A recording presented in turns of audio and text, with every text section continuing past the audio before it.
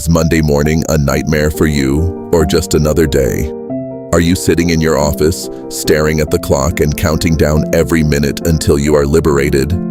Do you feel exhausted before you've even started working? And has your Sunday been ruined simply because of the dread of tomorrow?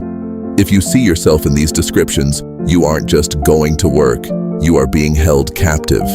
Today, we are going to expose the 4 most realistic signs that your current job is killing you from the inside out.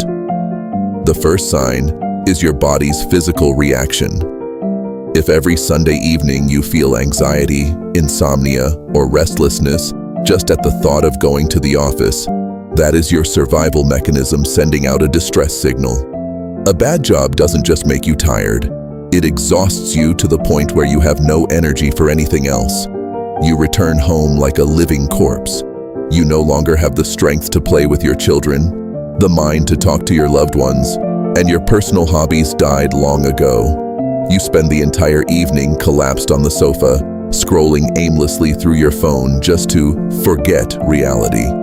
When work steals your entire personal life under the guise of hustle, that is not a career. It is an exploitation of your life energy. You are trading your health and your youth for a number in an account that you don't even have the strength to enjoy. A true strategist understands that the greatest asset is not a salary, but the ability to master your own energy. If the job is costing you more than it pays, you are losing money in the game of life.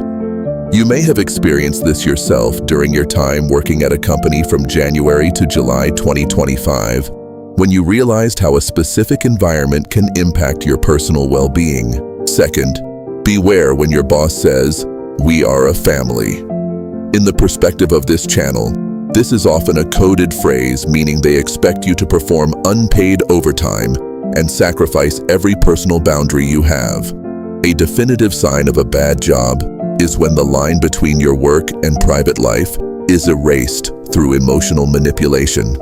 You are expected to answer messages at 10 p.m. and made to feel guilty if you skip after work drinks or refuse to work through your weekends. The people around you aren't relatives. They are either competitors or fellow victims of the same toxic culture.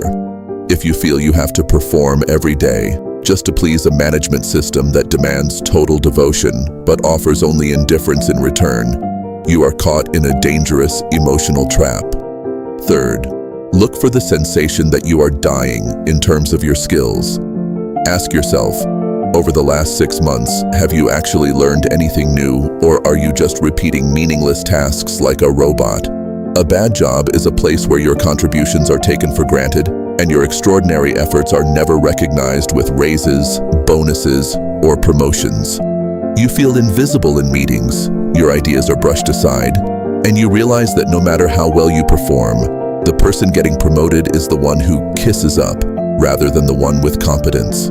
When you can no longer see a path for growth and your future is just a tedious carbon copy of your present, you are wasting your most valuable asset, time. You are standing still while the world is racing ahead, and every day you stay there, you are lowering your own market value.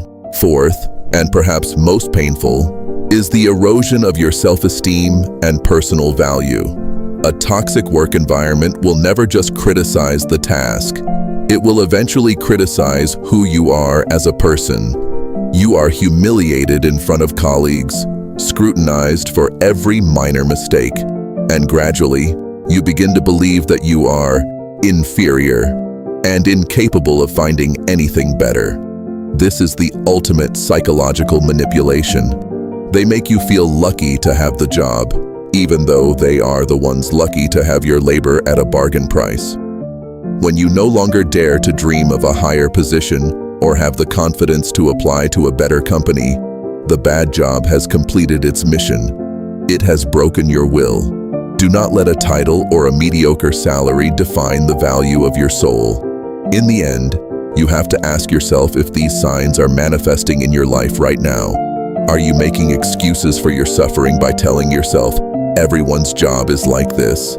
It isn't. There are places where you are valued, where you can grow, and where you are respected. Don't let fear keep you in a dark basement when the light is just outside. You already know what it feels like to be in an environment that doesn't fit, as evidenced by your transition through different roles in the past. Stop waiting for a better life to be handed to you. It won't be. A life that matters is built the moment you refuse to live a life that makes you feel small. So the question is, how much longer are you going to endure this before you decide to take your life back?